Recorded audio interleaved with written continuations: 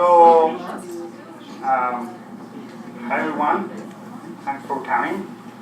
So I would like to a little bit introduce what we are starting to do today. As many of you already know, we started last year to work in this initiative that is called Convergence, Perception of Neuroscience, which is trying to destroy stereotypes between science and art, but basically really destroy stereotypes with the public about what the public has a perception of the work of neuroscientists, and at the same time the perception that they have with artists.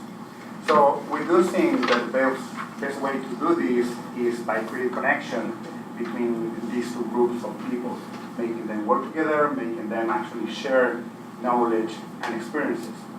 So during last year and the first semester of this year, we ran the initiative with a course with Concordia University, with the support of the BRAIN program, support of the Concordia Faculty of Fine Arts, and the support of the Canadian Association for Neuroscience. And the initiative was extremely successful. We got two beautiful exhibitions in the Venus Gallery, and then after that we have an exhibition also at the 11th annual meeting of CAN. And during this year, what we are doing is put all what we learned from the course to create a new version of this course for the fall of the next year. So in the meantime, we want to keep the connection with the people, and we want to keep feeding people with information about how science and arts relate and how this can help us to actually bring the message of what neuroscience is doing for society and for our work. So we create this conference. So I want to introduce first, thanks to the partnership with BRAIN and with Concordia, and thanks also the support of the Research Institute, CAN and McGill, and this is the series that you guys will see in the first conference today, the Convergence Sci-Art Art-Sci conferences, which focus precisely in people that work in the edge of these two fields, actually bringing together communications, art, science, neuroscience to benefit all the society. So I'm very happy to introduce tonight our first conference, which is Trevor Butterworth, who is executive director of a nonprofit organization in the USA. It's called Sense About Science, which works in science communication, in clinical trials, and in open science. So he has written for many journals, as you might have seen in the video, for the Wall Street Journal, Financial Times, Newsweek, Harvard Business Review, and other publications. He was educated in the Trinity College in Dublin, Georgetown University, Columbia University Graduate School of Journalism, and currently he's visiting fellow at Cornell University. So he will talk today about the relation between communication, science, and the arts, and I will just leave you to talk. So, Okay. Thank you very much, Christian. First of all, given that this is a small crowd, I'm very happy for anybody to interrupt me and ask a question. So this is more interactive. It's not me just firing information at you. And so when Christian asked me to give this talk, he said, well, I like some of the themes you talked about at the Trottier Symposium last year. And of course, because I like to give myself unnecessary work, I did a completely new presentation with maybe one or two slides from last year. Given our so what our organization does in the States, it's involved in a number of different projects. But broadly speaking is, how do we communicate evidence? How do we communicate the value and the progress of science? When you have a public that, as any of you who've looked southwards in the last year or two, seems increasingly hostile to scientific consensus and scientific progress. And what do scientists need to know about communication? And how can we improve communication of difficult concepts? So I'll get back to, at the end, we'll maybe talk about one particular project. But for this talk, I'm going to indulge that part of my long journey through the humanities, which ended up in an art history degree. And some of you already, either if you were on Twitter or you recognize the title, will know that we're starting with Francesco Goya. How many people have seen this image before, just out of curiosity?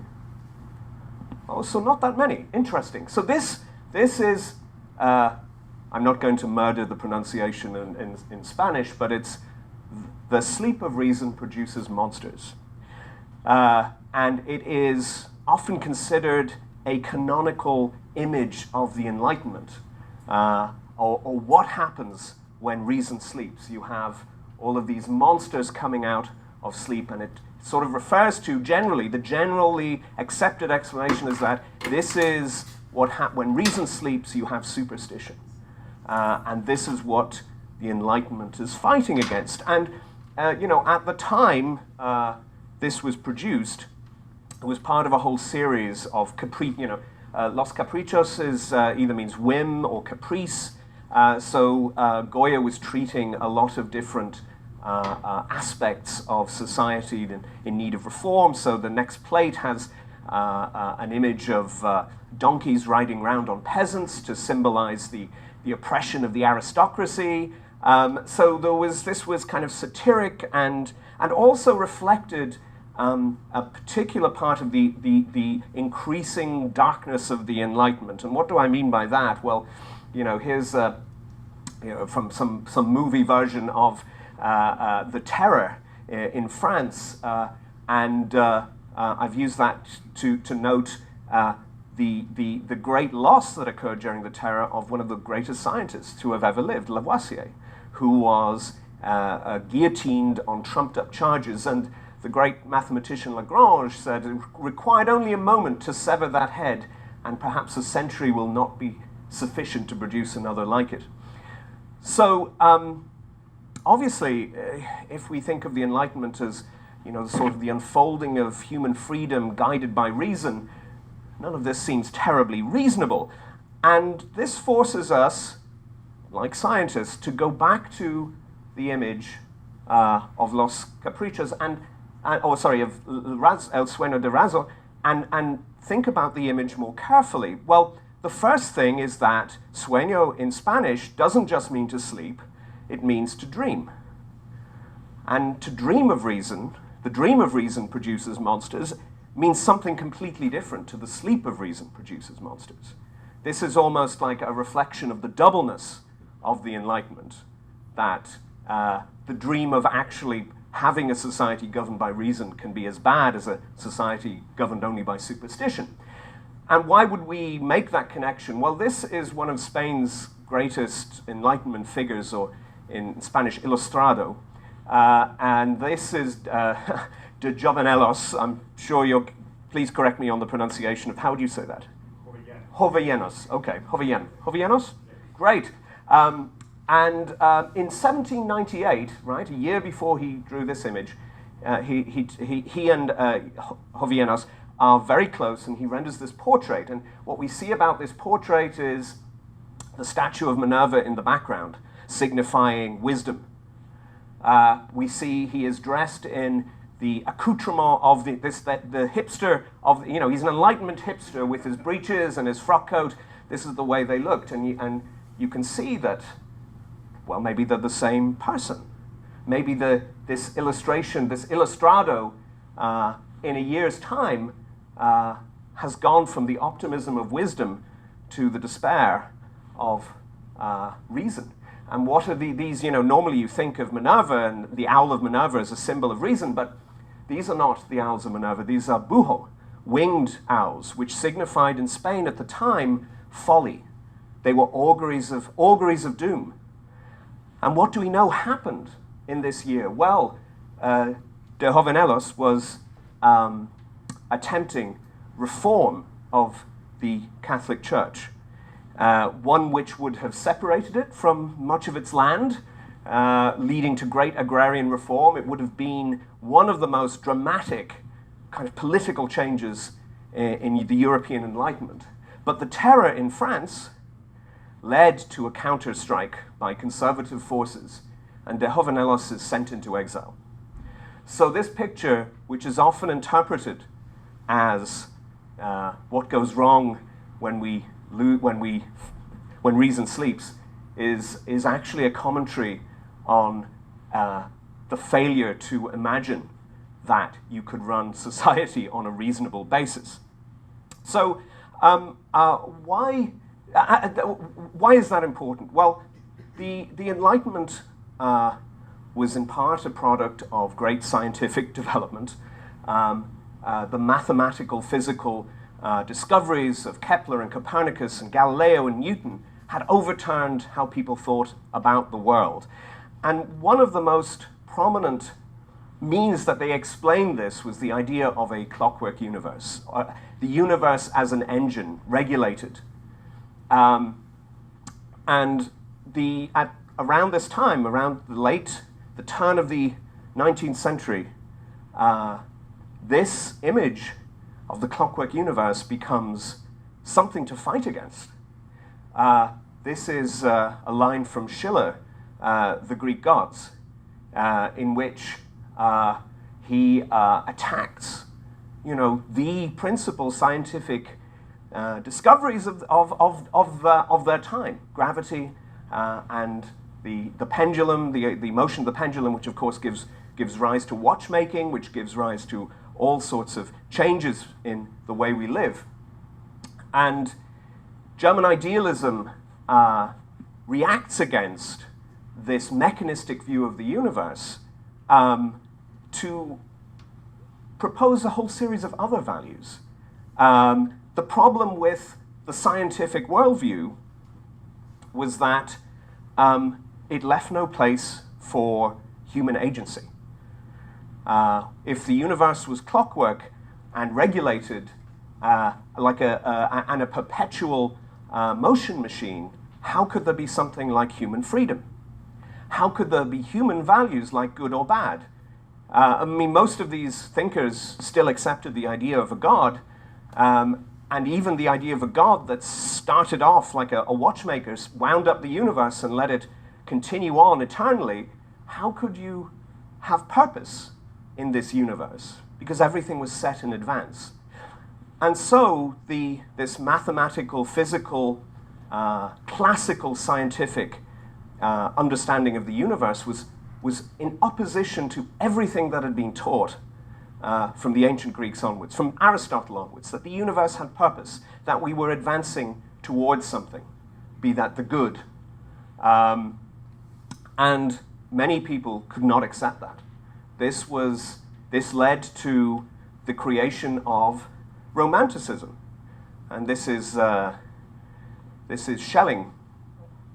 And instead of the mathematics and causality, there was individuality and imagination. So the Romantic movement was broad and can't be reduced to a kind of program that people signed up to. But the idea was that instead of a great engine, the universe was a great organism. And it was evolving from the lesser to the greater, from the lower to the higher. And that gave reason, that put the individual human behavior back at the center of life. You were not an automaton. And the highest expression of science, well, there was a little divergence on this, was either poetry, with its symbolic investigation of the irrational, or history, which was, in many respects, a genealogy of this progress of becoming. So these were the ideas that opposed the scientific worldview. And of course, what did scientists do? Well, they completely ignored it. Because Romantic science didn't actually achieve anything. It didn't actually achieve any progress. But you still have two communities who were seeing quite differently. In 1816, famously, Percy Bysshe Shelley and Lord Gordon George Byron, and Shelley's, well, I'm not sure she was quite married to him at that point, but his lover and later wife, Mary Godwin, turn up on Lake Geneva with other people in tow to, in the eyes of the rest of the world, have a debauched time. But one of the consequences of that summer on Lac Le Mans, which was filled with thunderstorms, was an obsession with electricity. And actually, Shelley, the poet, started out as a scientist, as a student. And he was very influenced by Benjamin Franklin. So the story goes that in order to pass the time, they started to tell stories, and that reflected the diabolical conditions and the storminess. And Mary Godwin Shelley, came up with this idea of Frankenstein. And most people, when they I mean, this is the quote says itself, Maurice Hindle says, when you think of Frankenstein, you think of the mad scientist. Of course, there's no reference to science in the actual story, but we have come to see this as one of the paradigm stories of science going wrong, of the desire for knowledge that should not be sought after. Now, what Shelley and the other romantics understood by the Frankenstein story is contested, but you know, they talk about social reform. They're not actually making the case, the romantic case, that science is potentially deadly. But how the story became accepted was one that reflected on Victor Frankenstein, the idea of the scientist as God, as a creator. And the reaction to Frankenstein was very much, I mean, it divided critics. People thought it was, you know, absolute pornographic and absurd and offensive, and it shocked the moral order. And a lot of that was to do with the perception of this group of people leading a rather debauched life on a house on a lake. But it went on. It took on a life of its own. It became a metaphor that was out of the control of its authors. In the same way that the idea of a clockwork universe became a metaphor that actually triggered this reaction against science and gave force to the Romantic movement. Now, at the same time, 1808, the process of gestation of Faust was a long one, but the part one was published in 1808. You have the case again of Faust as somebody pursuing knowledge beyond the bounds of reason, to the point of engaging the diabolical. And of course, this is the Star Wars of its day. This is, in terms of a reading public, Goethe's Faust is a blockbuster. So this is how people are interpreting the idea of knowledge, the figure of the doctor. And it gets worse. Balzac, actually, this was translated, I think, as The Philosopher's Stone in 1844 into English. You have this is the first novelistic treatment of scientific obsession. And the sense that the pursuit of knowledge would lead somebody to abandon his family, to abandon all feeling and care of his family. Same time period, we have Nathaniel Hawthorne writes many stories anticipating actually the B-movies of the 1930s and 40s. In this, he cares more for science than he does for his own family. So he's a medical researcher in medieval Padua who grows a garden of poisonous plants, and he brings his daughter to tend the plants. She becomes resistant to the poisons, but in the process she herself becomes poisonous to others. So again, it's the idea of science out of control, nature out of control, things being pushed beyond what they ought to be in terms of the values that we ought to have. The next big interruption occurs just a couple of decades later, and it's the origin of the species.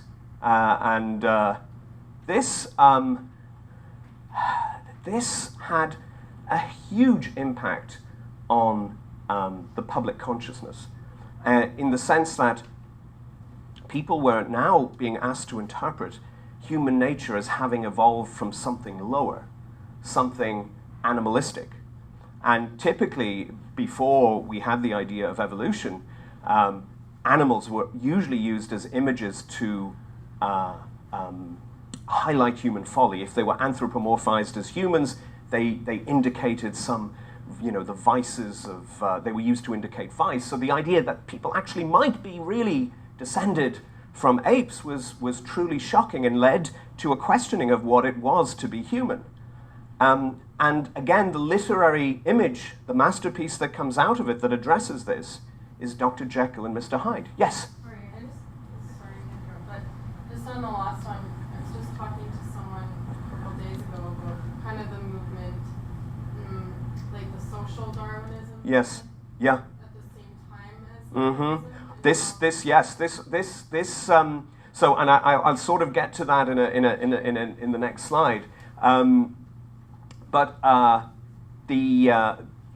Dr. Jekyll becomes, along with Frankenstein, the canonical image of what science is.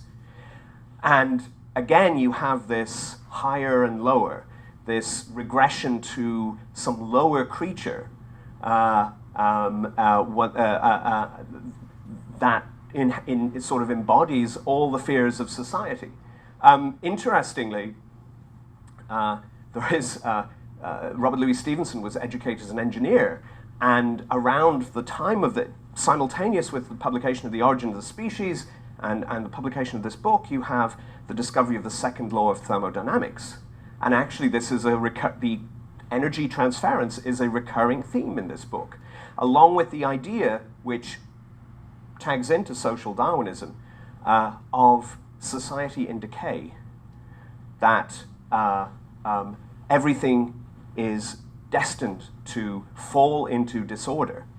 And of course, this gives rise to an entire kind of apocalyptic literature that looks at degeneracy in race, that looks at the failures of colonialism as an indication of a collapse in society.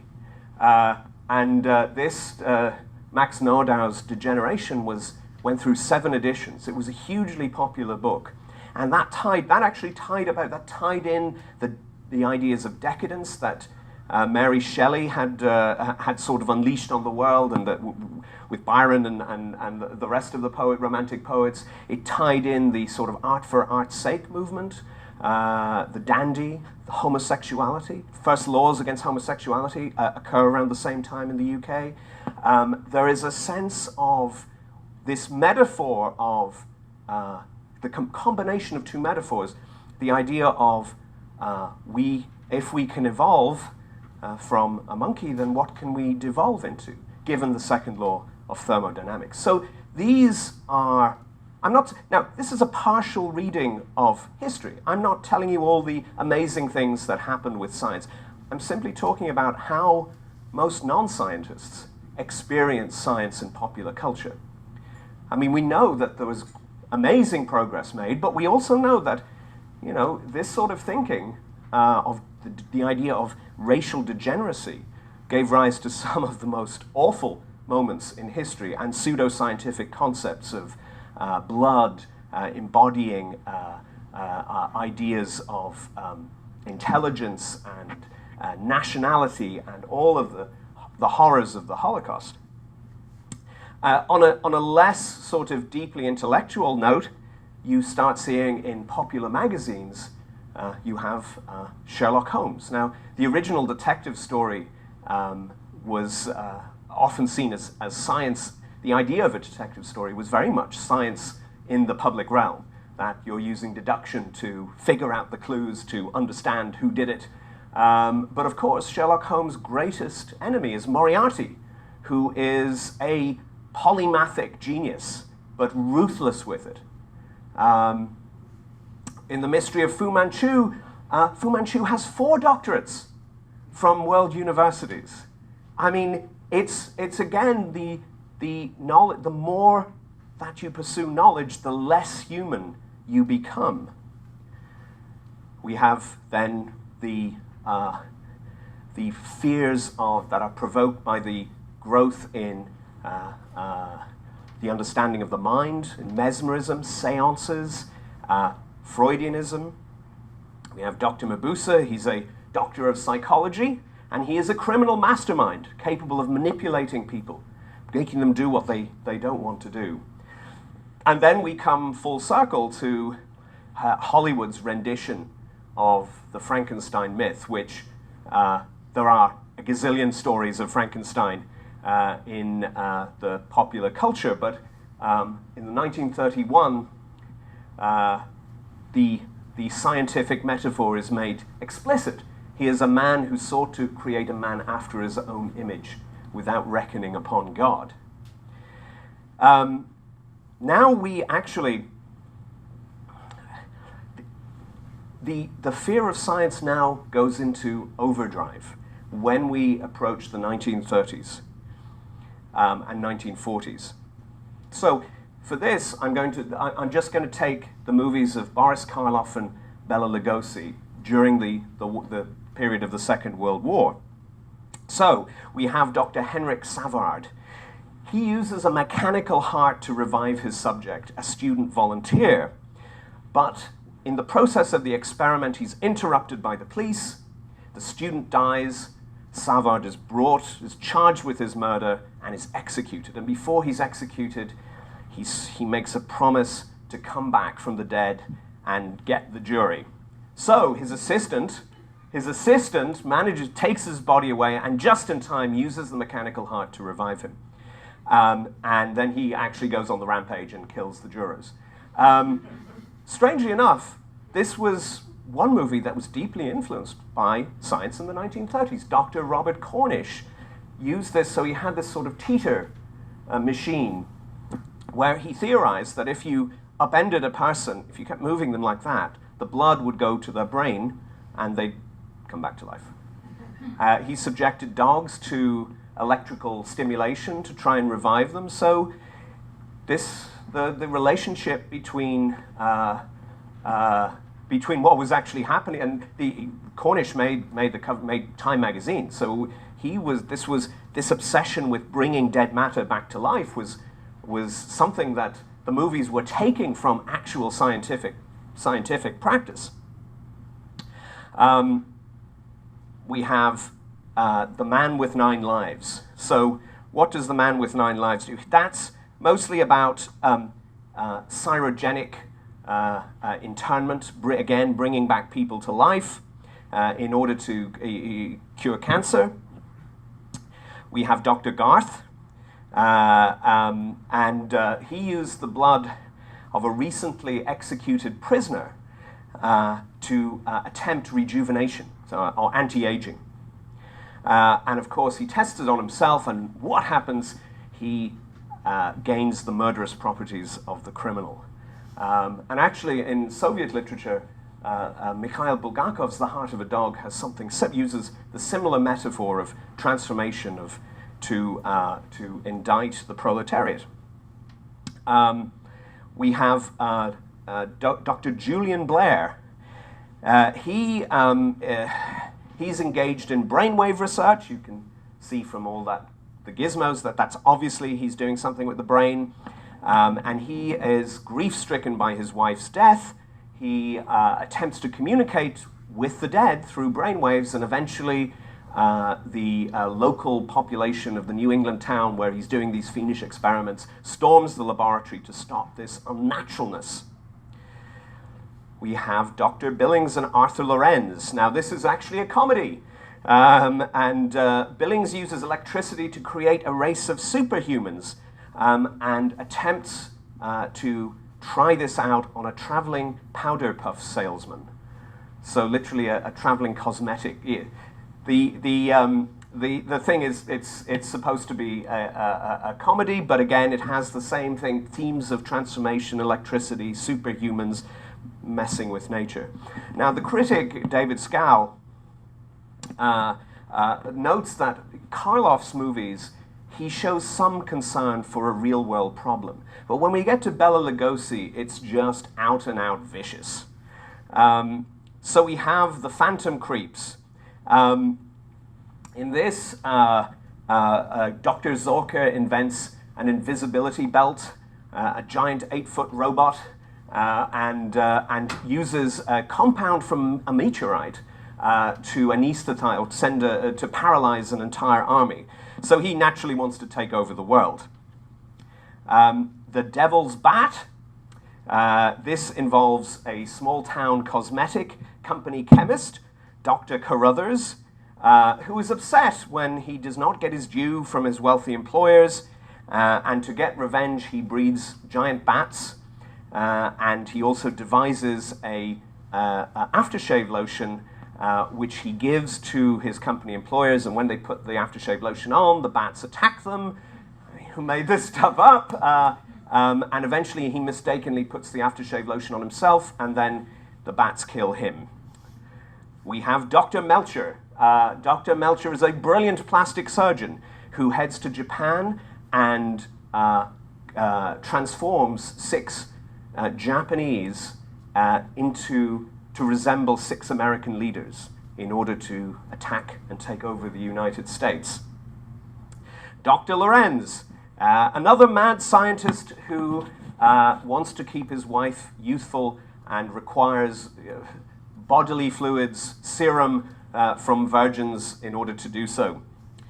And then we have the Ape Man and Dr. James Brewster. I mean, he's just wantonly experimenting. There is no point to his experiments in this movie. There's no social redemption. There's no greater goal of... He's just fooling around. And he turns into, this is a bargain basement Dr. Jekyll and Mr. Hyde. And let me tell you that I am scraping the very, very top layer of a vast amount of movies and comic books and popular culture that represent science. We move to the 1950s. I'll just give you a very quick tour of the 1950s. The classic movie that comes out after the end of the war is The Thing, and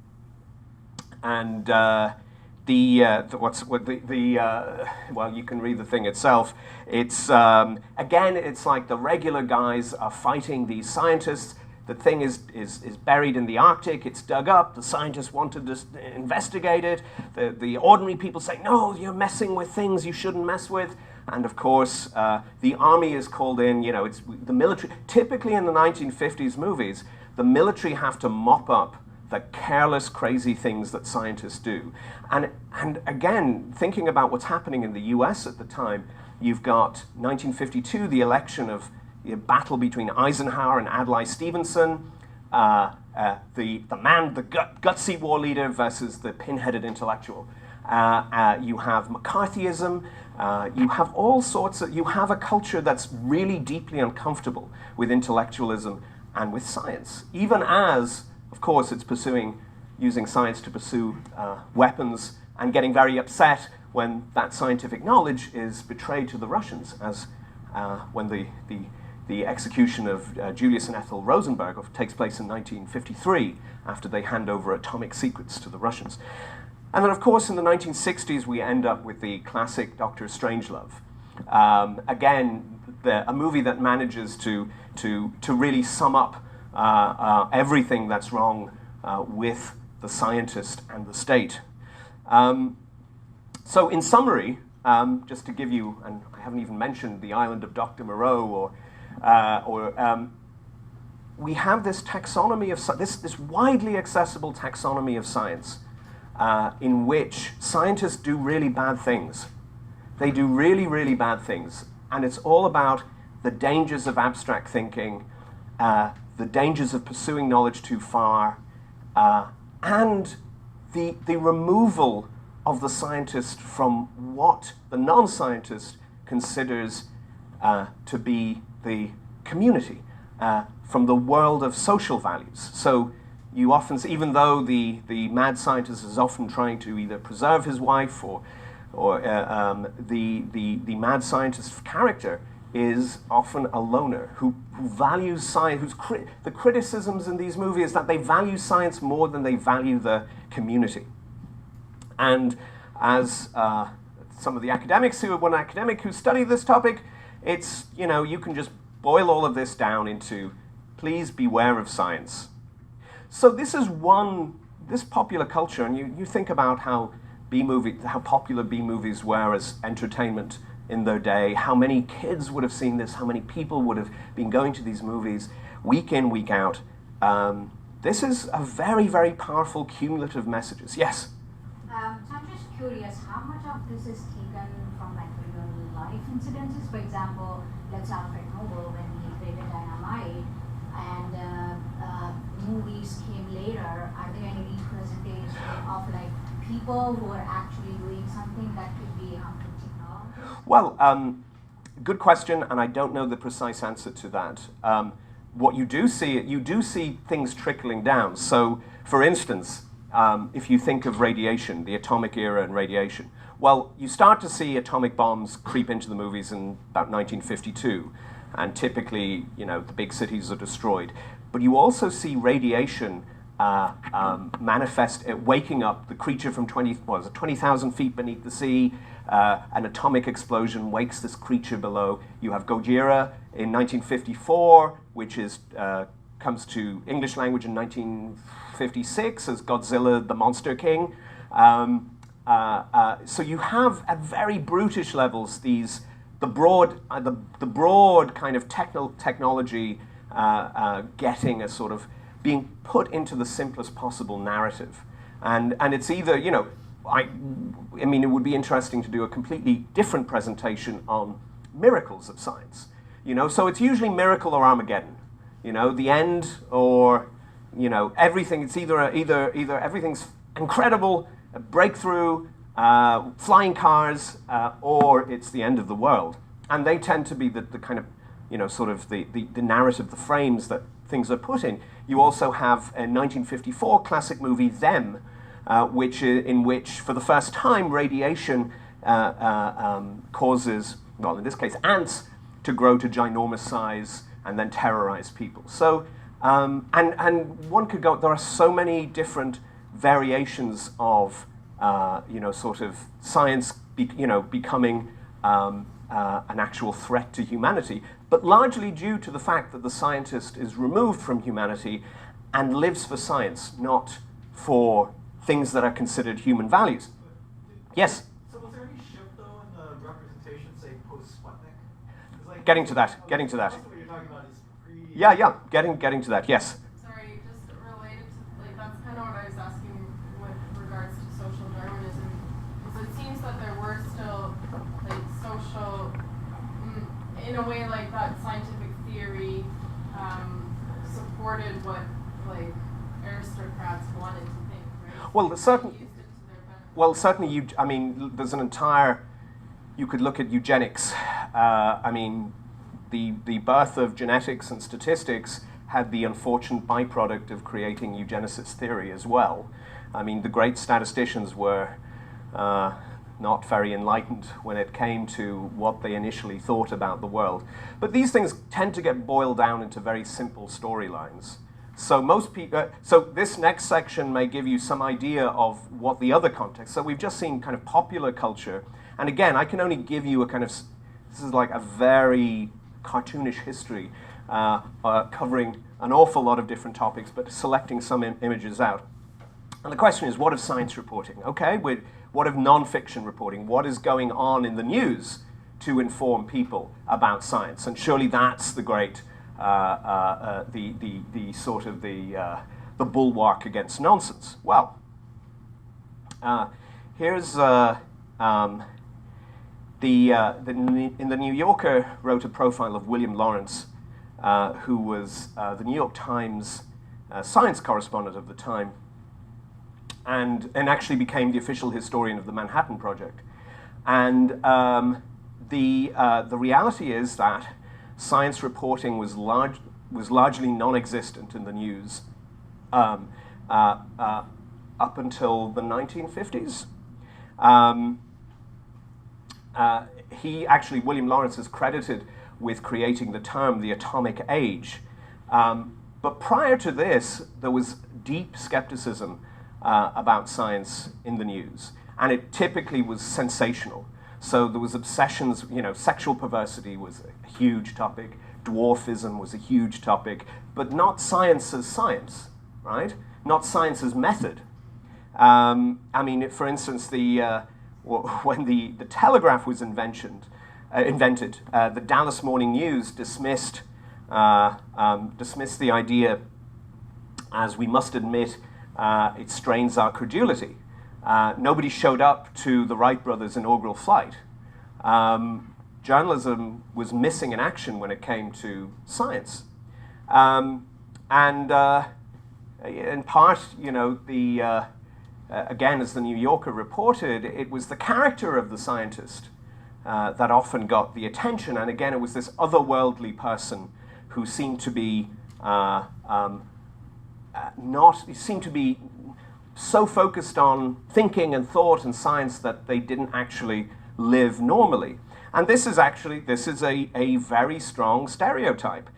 You go back to the sort of representations of Newton, and of course Newton is seen in the public realm as somebody who forgets to eat.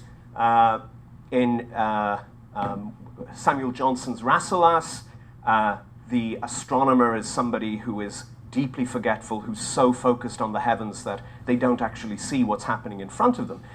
Jonathan Swift's Gulliver's Travels, you have the people in Laputa are astronomers, and they are, in fact, Jonathan Swift's attack on Newton is one of the strongest. But again, the idea is that they are not paying attention to what's actually important in the real world. Now, we tend to think of the age of, sort of the modern era of science as one in which everybody's sort of actually over-exuberantly, believe we're going to have rocket jets and flying cars, and it's going to be the nuclear family, and it's the atomic age, and all of these sort of things. But the reality is that between 1939 and 1955, science reporting in the news, in a sample of 26 US newspapers, never exceeded 5% of the content. So despite the fact that the entire age was, the scientific progress was huge, reporting was minimal. And an example of that, it's the Milwaukee Journal Sentinel, October 5th, 1957. Some of you will recognize the date as the date for Sputnik, the launch of the first satellite to go into space and return. But in fact, what the Milwaukee Journal Sentinel was reporting on, it was the Braves making the World Series. The New York Times is a little better, but and this is when actually social scientists and the federal government began to get worried. You can see in this survey, 38% of their sample thought the moon was, only 38% thought the moon was much smaller than the Earth. That's in 1960. That's despite the beginning of the space race. And the lack of knowledge went much deeper. What made science science was largely not understood. Controlled experimentation,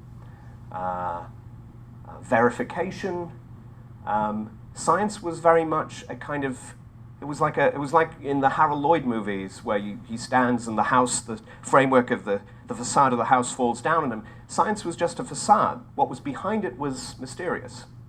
And of course that, when you think of that the predominant stories of the time were they weren't explaining science by method, they were explaining science in terms of human values, just in the same way that sort of the Romantic movement and German idealism reacted against the classical paradigm of Galileo and Newton. And this, there have been attempts to measure this, there hasn't been a recent attempt, but recent-ish. And I think we're now, in the US, we think maybe 27% of the population understands what it is to study something scientifically. So we have popular understanding of science. We have a media representation of science that's much less than we assume that it's been, and then we fast forward. And so what do we have? We have Faust. We have Frankenfoods. We have the unnatural procreation. We have creating tiny brains. We have fooling with nature. We have the rise of, it's almost as if pesticides are the atomic bombs that are now creating superbugs.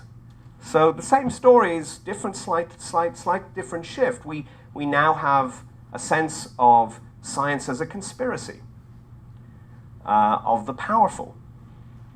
And what was interesting, I don't know if any of you were at the Trottier Symposium last night, where Patch Adams spoke.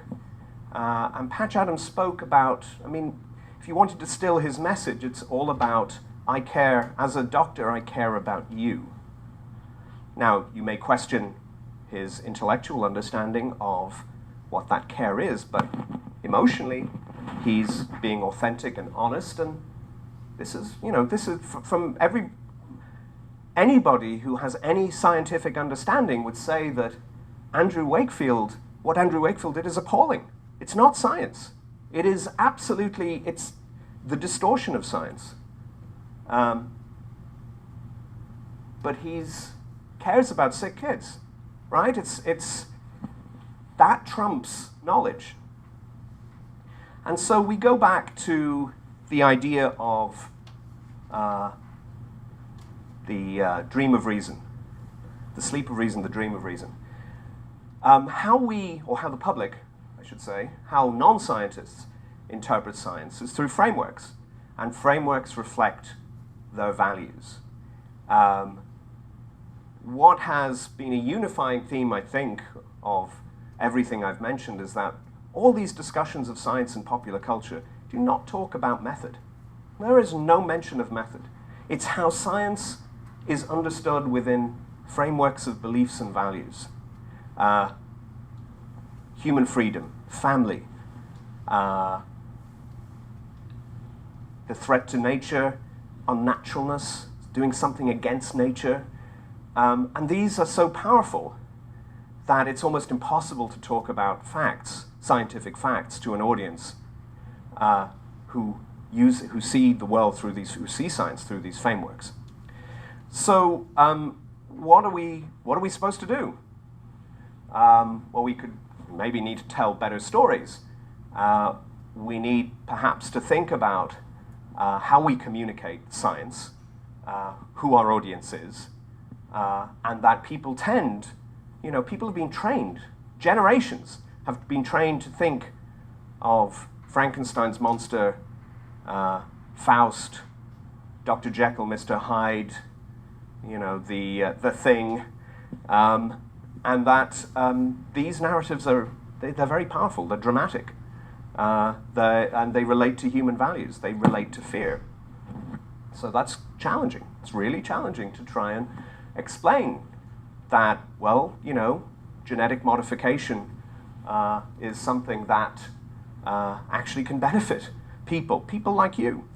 There's a great quote, and I have to read it out because it's too long for me to memorize at this point of age in my life. And it comes from Carl Sagan, his last book, The Demon-Haunted World. We've arranged a global civilization in which the most crucial elements, transportation, communications, and all other industries, agriculture, medicine, education, entertainment, protecting the environment, and even the key democratic institution of voting, profoundly depend upon science and technology.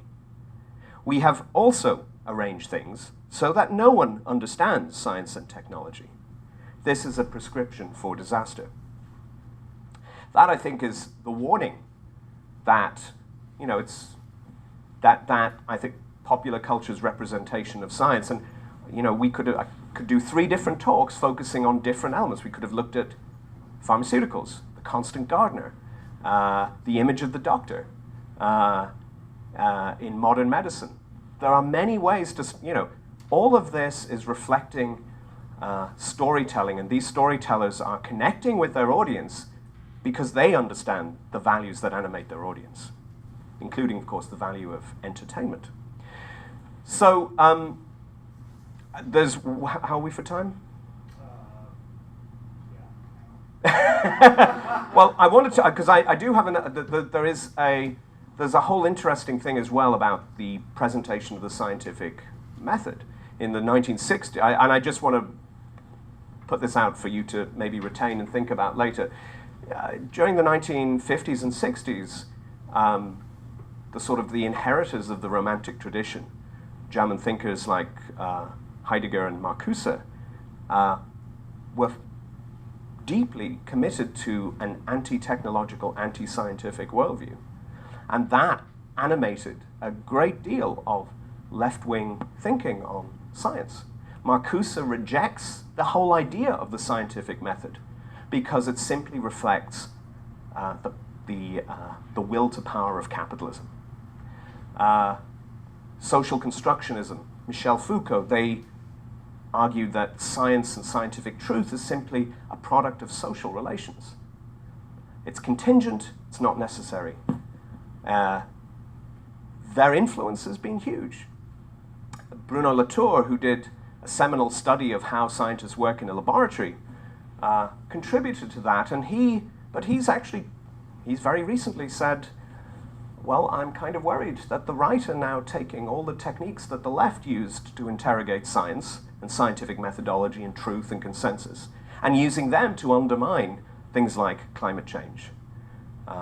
So there's a whole other aspect of this, again, that actually focuses on it. It's a more, doesn't have a deeply public aspect, but in terms of the humanities departments of many universities, many professors will be familiar with these arguments that essentially say what you do is, well, it's relativist, it's not necessarily true. It's simply a product of contingent relationships, power structures. You think of Thomas Kuhn and his idea of paradigms, that science changes in a revolution. You have normal science where everybody largely agrees on what science is, then you have problems in normal science that lead to revolutionary science, which gives rise to a new paradigm. And that new paradigm is a different world to the old paradigm. Now, on philosophical grounds, I think there are many problems with that. I wouldn't agree with it.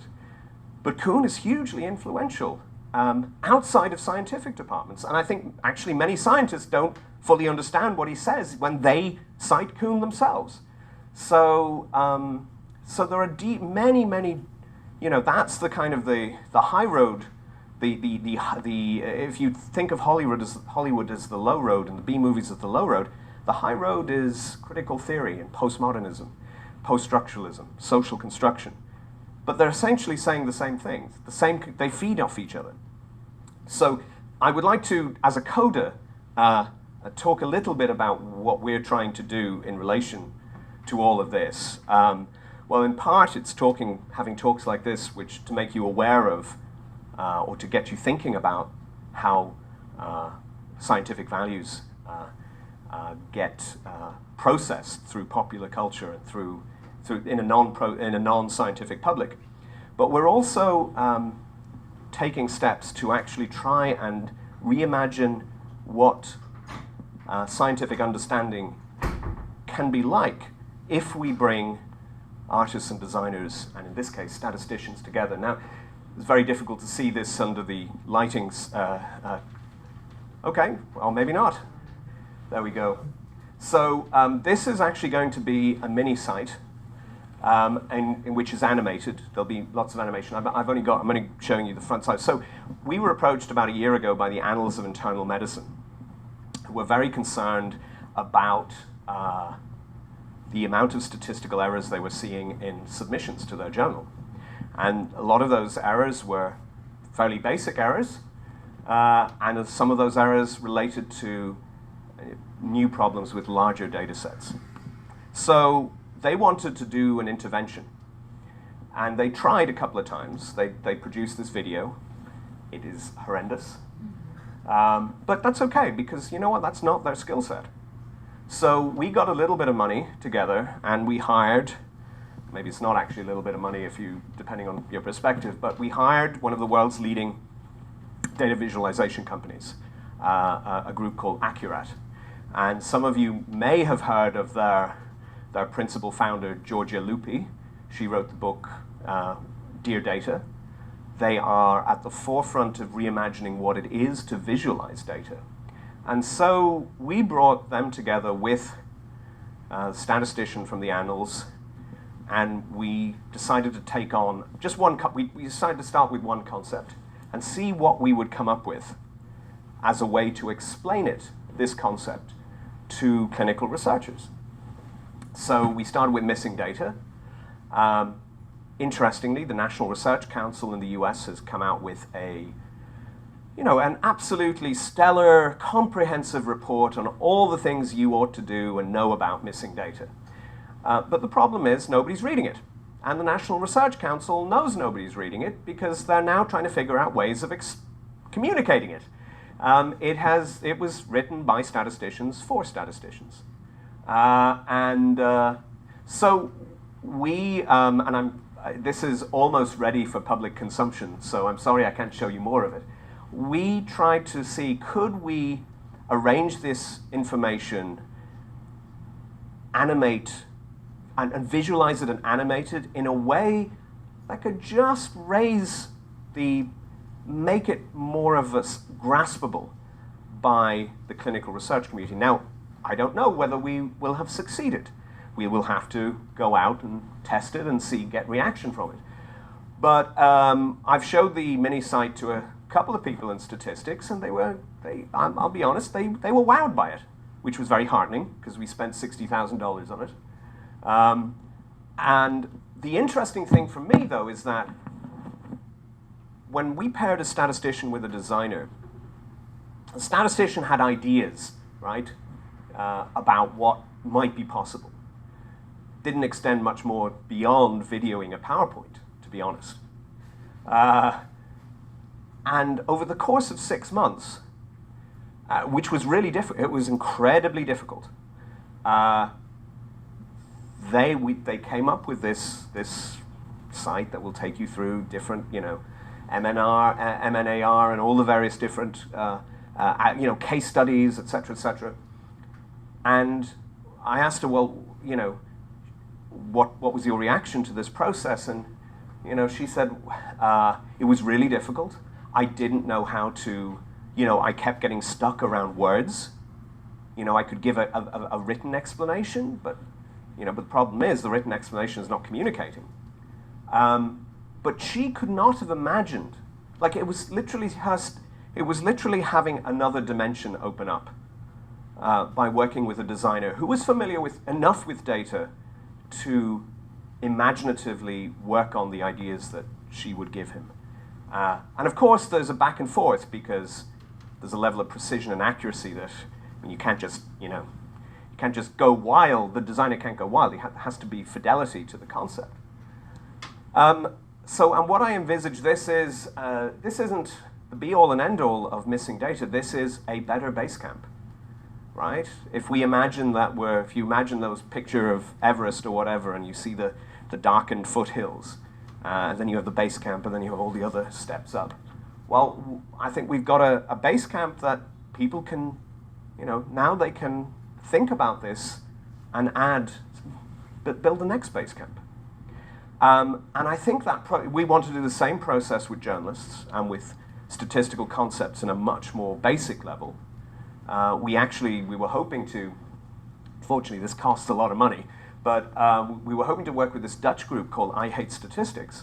And they are coders and statisticians who are upset that people hate statistics.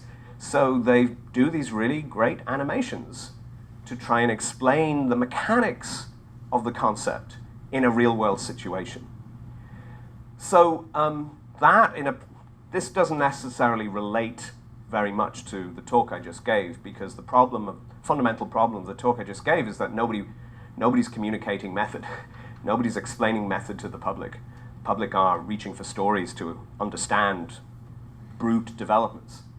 But I think we have to, in order to improve science for a start, and in order to communicate to the main communicators of science, which are journalists, we need to think about collaborations that produce better visual metaphors, better analogies, better visualizations of key processes, so that we can tell the story, so that we can have control of the story, so that we don't end up, like Mary Shelley writing a book about, social reform, and then Frankenstein's monster becoming a paradigm of science gone wrong. So with that, I hope there's been some food for thought. You can email me or look at our site, senseaboutscienceusa.org, and I'm happy to take any questions, and I thank you for your attention.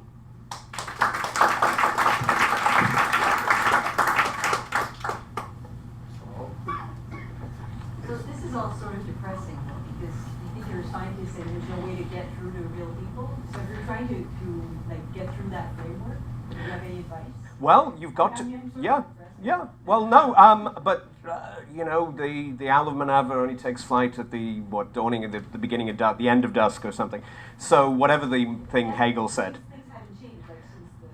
Yeah, no, it's pretty awful. Most people, and again, most people. So okay. So there's the big solution and there's the little solution. The big solution is that we need to teach kids what the scientific method is, right? And now. Caveat, a lot of scientists disagree that there's even, is there really a scientific method, or is it just a process of exploration with lots of different elements, but there's no actual simple deductive method there. Okay, that's going off on a tangent. But at least to teach science as a process of exploration and verification. And, my journey, one of the things I'm 48, and I feel I'm only really grasping the kinds of knowledge that you need to understand society at this age, right? As somebody who went through, I actually found, studying English literature to be able to analyze a text very useful for analyzing science. But you're interested in it. But I'm interested, yeah. People are not even Yeah. interested. So how do you get to those? Well, They're the majority of people. so again, Umberto Eco says you've got to start teaching inference to kids, what inference really means. Okay, that's a huge, but no, It's sort of a wall. How do you get over that wall? the important thing is that, so that's the global, perfect solution is better education for kids. However, that's not going to happen overnight, maybe at all. What do you do in terms of communication? Well, first of all, know your audience, right? Understand that where their values are on an issue. So a kind of brute issue is, if you're going to talk to farmers about climate change, you talk about weather impacts. You don't talk about climate change, because climate change there's an association with all sorts of political values that will shut down the conversation. And Dan Kahan at Yale Law School has a project called Cultural Cognition, in which he investigates all of these, what he says is that the social cost to somebody changing their mind on some topic, like whether it be, the left on GMOs or the right on climate change, is usually too high for them to change their mind, right? Because they'll be punished within their own community. The opportunity cost, the rows, it's too difficult. Even if they accept the facts, it's just too difficult. So it shuts them down. How do you reach those people? Well, and this is something that's only beginning to happen in science communication, is you find people in their own communities who they trust and who actually believe. So there are, in fact, Republican religious groups that are very concerned about climate change. They're the best people to talk to Republicans about climate change. And we do have anecdotal evidence of this working. The most important lesson is that so there's an entire science of science communication. People like Dietram Schöffler and Adam Oliver Brown, who's at the University of Ottawa, runs a course on science communication. He's associated with the Office of Science and Society at McGill. So researchers are coming together to formulate responses to all of this. The big problem is that researchers are being punished if they take an interest in it. So if one of the things we have found is that in reaching out to graduate students and early career researchers is that they're very interested in this topic and they want training and they want practice and they want to engage, but their lab supervisors or their thesis supervisors don't give them any support. 50% of the attendees at, SciComm, which is a graduate-created conference for science communication, didn't tell their supervisors that they were attending in case it damaged their stature within their department. So there's a lot of lip service paid in academia paid to the importance of science communication, but when the rubber hits the road, there's an opportunity cost to graduate students and to do it. So that has to change. The other key thing is that the science of science communication has been hammering away at is the deficit model doesn't work, right? It's not about it's not about you have all these empty vessels go around, and if you pour in the right facts on genetic modification or whatever topic it is, they'll somehow believe. In fact, the evidence shows that they'll actually become more dogmatic in their opposition. So that's why it's really important. The whole idea that, why did so many Montrealers show up at Trottier and seem to react so powerfully to Patch Adams, who was saying some real bullshit, was because he demonstrated very clearly that he cared, right? And it sounds cheesy, and if you are, and I was going, this is cheesy, but it was working. So meeting people where they're at in their values and listening, really important in terms of, it's not just, this is the truth, right? Yes? Do you find in a way that you're almost taking the science out of the science communication, you're really communicating at a level of emotions and you're just taking out the rationality? Yeah, very much so. So you're saying science just needs a better PR firm? Yes. Yeah, no, I mean, again, people, it's kind of, people want to know that you care, that you're not so addicted to pursuing knowledge that you're going to ram that knowledge down their throats. I mean, look, there's no easy solution to the major scientific controversies. If there was, we'd have solved them. And there are going to be some groups that are so dedicated to warfare that it's almost not worth engaging them at all. But you're never going to convince everybody, right? You're never going to persuade everybody. But understanding the framework that people understand things in, and seeing how so we are on the cusp of absolute extraordinary revolutions in synthetic biology and artificial intelligence, right? Of a similar scale to the Clockwork Universe and the origin of the species, right? What are the metaphors that are going to be used to describe those? How are you going to anticipate how the public is going to feel about these things and react to these things? Do you feel that fear is always irrational? Sorry? Do you always feel that fear is irrational? No, not at all. Because there's really, all the benefits of science have come with great suffering. Right? People can point to Tuskegee, they can point to Silent Spring, they can point to all these examples where actually science wasn't good, didn't benefit society. And look, obviously the problem of a public that can't appreciate the evolution of science's method is always going to, there's always going to be a struggle to try and explain how these things happen. But you've got to try. Sorry, I think you have one there, and Yeah. one here, and then Yeah. with you. I kind of have two, but they can be combined. So the first one is, I think that popular culture and kind of bringing entertainment into pictures is actually a pretty good way to look at like the potential harms of science. Like, so I'm thinking more of like sci-fi or speculative fiction films, which I feel like have, I don't know, maybe I'm naive in this, but they've at least become more aware of like consulting with scientists around it and kind of showing more of a methodology. So I'm wondering, Oh no, I mean again, I've given you the worst possible presentation in order to drive home the point. But I would agree there are there is innovation. There's in fact an entire PR agency in Hollywood devoted to engaging. That's when I was a science writer for Newsweek, I would constantly get this PR company. Would I go on these junkets to see the science behind this? Well, of course I wasn't allowed, but the science behind this or the science behind that. So there are lots of efforts. There's also we just had a panel of science journalists at the Symposium on Statistical Inference, and the Washington Post Science, Health and Environment editor said, that she over the course of her career, she sees science writers getting better.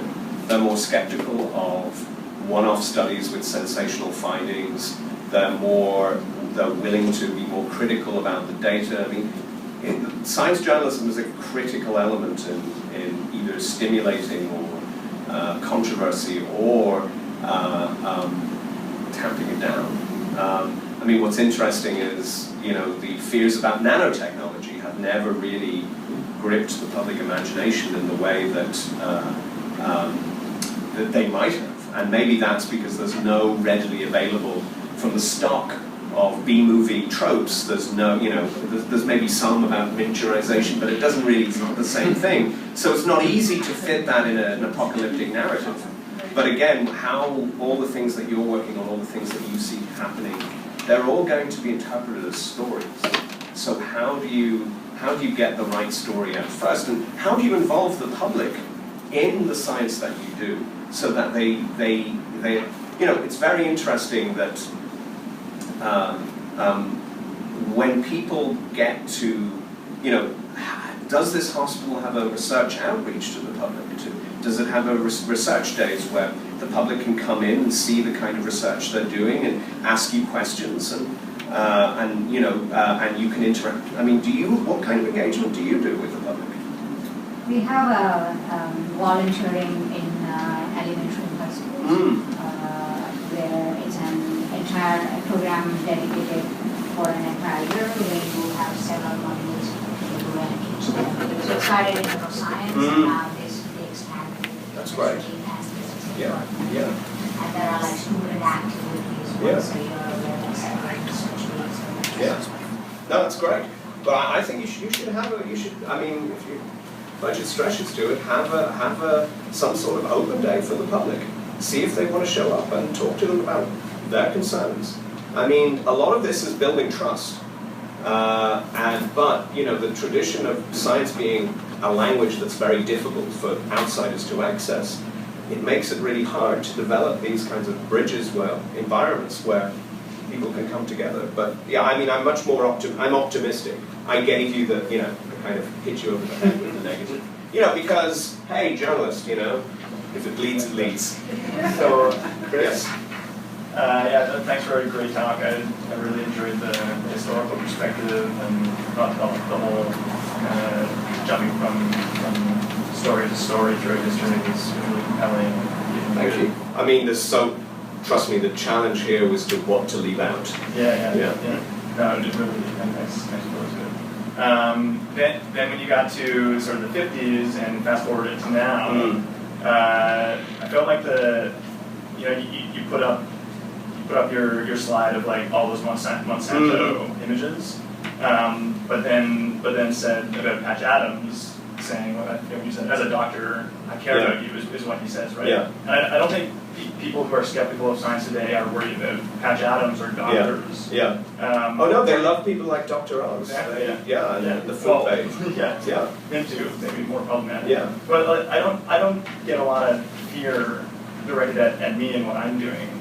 or what's happening at the university, Right, other right. than maybe some animal ethics issues. Yeah. Oh no, there are huge, there are many areas. I mean, what becomes a public controversy is, again, there are many things. Nobody's getting. There was a brief worry about the Large Hadron Collider and ending the universe, or something. That was, but nobody, But brief, because physics gets a real pass. Yeah, I think. it was able to be dispelled by. Chemistry doesn't. Chemistry is the worst. So there's so many stories, and scientists are often responsible for generating these scare stories because they benefit financially from more attention being paid to the BPA. Is that dangerous for you? And they've made us a lot of money off research money off doing that. To what I was going to ask, I feel like a lot of the fear about science is really more directed at the fear of corporate science. Oh yes, And I think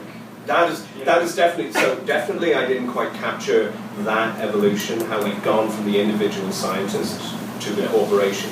But that's definitely. I mean, you see that in so many movies. Yeah. You see it's this faceless corporation that's willing to do anything to protect profit. I think that's very. I think the deep relation there is to the ideas in the New Left in the 60s that the scientific method is a tool of profit. Right. And so the suspicion of anything corporate science it becomes part of a political worldview. Yeah, for sure. I just want to dig a little bit deeper into that. I'm just wondering, it seems like maybe I'm completely misinformed, but it seems like maybe there are some real concerns about bias in corporate funded studies, and there are real concerns about, for instance, neonicotinoids, and the EU has recently banned them, and it's unclear whether the rest of or banned some classes. Unclear whether we're going to do the same thing here. And so there's fear in that realm. So I'm just wondering, what's the way forward in that? Do we have to accept industrial and corporate science because it's important for progress, or is there a space for truly learned debate about those issues? Because I feel like it's often obfuscated, and it's either corporations need to do this, or it's no, corporations are evil. But is there a learned middle ground where we can have a real debate? That's a massively interesting question, and I have been called a corporate shill because of positions that I took on science, certain scientific issues. Even though I do not receive any corporate money. I mean, it's the standard. I mean, in many ways, become the instant rhetorical put down to anything that you disagree with. And some, so one of the key issues where this is happening is in nutrition, right? It's really problematic. So you have somebody like Marion Nestle, New York University, basically saying we cannot trust any nutrition research that's produced by industry. It's the kind of reduction, more or less. And then you have nutrition researchers going, but there's no money to do nutrition research unless we go to, we can't, the government isn't funding nutrition research. The explosion of the number, at least in the States, the number of researchers seeking government money versus the amount of government money is putting huge pressure on universities to accept more and more private funding. And unfortunately, I think there's been this cliched view that, largely drawing on the big tobacco example, that corporate money distorts science. Which it did in that case. Oh, absolutely. And also, and I think we have to get to a more nuanced understanding, at least in journalism, that given the reproducibility crisis, given the problematic way statistics are not being taught, given the revolution in inference and the rejection of p-values, given the collapse of psychology, that the problem of research integrity is not simply just reducible to who funded it. It's really, is your study designed to answer the question it sets out to answer? Did you gather the right data? Did you analyze the data correctly? And have you published or made your data accessible so it can be replicated? Now, I think there is a revolution, so I was just at, we have a collaborative project with the American Statistical Association, and I was just at the Conference on Statistical Inference, and there is, within statistics, there is a realization that there has to be a revolution in inference, in the way inference is taught. And that has profound implications for lots of scientific fields. We saw a little bit of an example of that the other week when the New York Times did a major story on Amy Cuddy, the psychologist who came up with power posing, and had a TED talk and book and made a fortune on the speaking circuit, and had a sample size of 41 and 11 failed replications, and the methodology blogs tore her apart, and then the whole issue became, was she being torn apart because she's just a successful woman, or is there a real crisis in this kind of science? All of these things, actually a journalist, Victor Cohen, who wrote a wonderful book called News and Numbers. Cohen was called the Dean of Science Reporters. He was at the Washington Post in the 80s. He said, the sciences are much at risk of distortion from a social crusader as it is from a corporation. The media have largely ignored the social crusader, the activist, the person promoting their theory for at least the good last 20 years. It's usually been focused on evil corporations.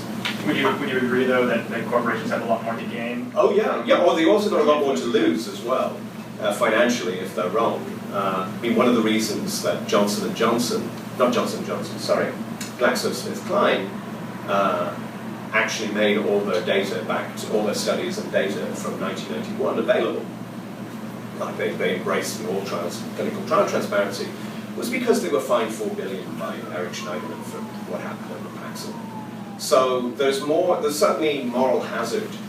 There is at least a regulatory or a financial punishment as well. Clearly there's also other issues in clinical trial research due to publication bias and the role that journals are playing in creating a distorted view of the kind of corpus of research.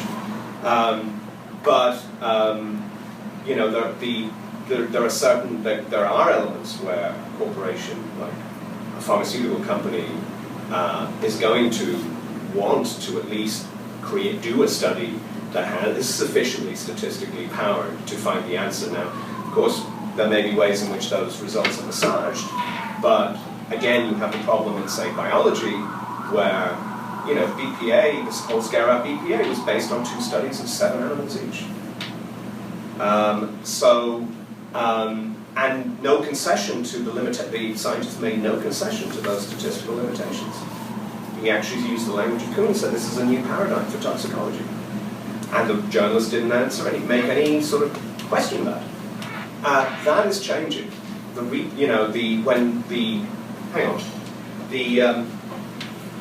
I know you've got to finish, yeah. Johnny Ioannidis, even though this is slightly misleading headline, or very misleading headline. Ioannidis, The Economist, Brian Nosek at the Center for Open Science, what the NIH have been doing in terms of trying to improve statistical reporting, and also the issue of problems in just mistaken cell lines. There is a huge movement to improve scientific integrity, and I think journalists are really onto this. And I think that's going to create better science journalism in which the right questions are being asked. And one of the things, we created a group of academic statisticians, it's called StatsCheck. Journalists can come to us with a paper they want analyzed on deadline, we'll do it for them. We've had over 200 queries in the last 2 years. Spent 5 months, we had a statistician from Stanford, spent 5 months with ProPublica, looking at algorithms predicting recidivism in criminal justice. And so I think there are real positive things happening. But I also think, I had a conversation with the editor of one of the major journal groups, and they were really worried about the statistical scrutiny of biology. Yes, you. So, I'm going to dovetail to lead into my question a little bit what you said. I think we need to distinguish science as a method and as a field. As a method, it's very clearly objective. As a field, it's obviously culturally situated and problematic because of it. And that leads me to my question about objectivity, which is not a word you use at all, in relation to science. Because when you talked about science, it alluded to objectivity, that science creates a universe that is a clockwork. But does it also, by the same token, turn the scientist into a clockwork? And that is where the problem is. In the perception of the public, that the scientist also becomes an automaton, just as that model of the universe, and that objectivity sort of undermines the aspect of humanity. Yeah. And that is there room for the scientist to situate himself without sacrificing being a scientist? I think you summed up on that. I think that's a very good summing up. I think that's a real challenge to, I think there are also, so the whole issue of objectivity, subjectivity, one of the great, I think, mistakes that the philosophical wing of modern science made, and that being logical positivism, was to think that you could actually create this purely objective grounds in which you could distinguish facts and generalize theories, in which, things were either facts or they weren't, or they were, and that those facts were largely describable in mathematical terms. And of course, and they were predictive. And of course, that was real hubris. That was the philosophical equivalent of Daedalus flying, and Icarus flying too close to the sun. And the reaction against that obviously leads to the claim, well, actually, observation is theory and observation are very much relative to cultural conditions and structural conditions, etc., etc. So I don't really want to get into whether there's science can be objective or not, but I do think I think that's why we're very interested in communicating statistics, because I think statistics can, in terms of talking about probabilities, create a language of uncertainty, create a more nuanced way of talking about certainty and uncertainty that I think science has resisted, and journalism has resisted, right? We want things to be black or white. Well, actually, the confidence intervals are different shades of grey. I think that doing that, and then also situating science as a cultural and human activity, not something that's so abstract that it somehow puts you apart from society. But that's a real challenge. And I'm not sure scientists can do that on their own. I think that requires the intervention of artists and designers, and journalists, and writers. So that's the best I can answer your question.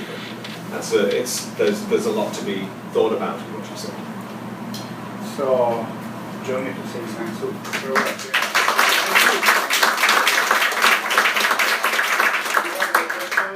Yeah, right. You can harangue me after I take the mic. I did that, so please just write to him or it's wonderful. He will reply. So thanks for coming, and we will have the next talk in November 24th, where we'll have a wonderful, almost doctor already from Queen's University, who will talk about myths in the brain and how actually these myths are filtering society and how to recognize them and talk about them. So I hope to see you guys. I see you will be here in the 6th floor, or maybe we'll do it here. I will announce it. So thank you very much for coming today.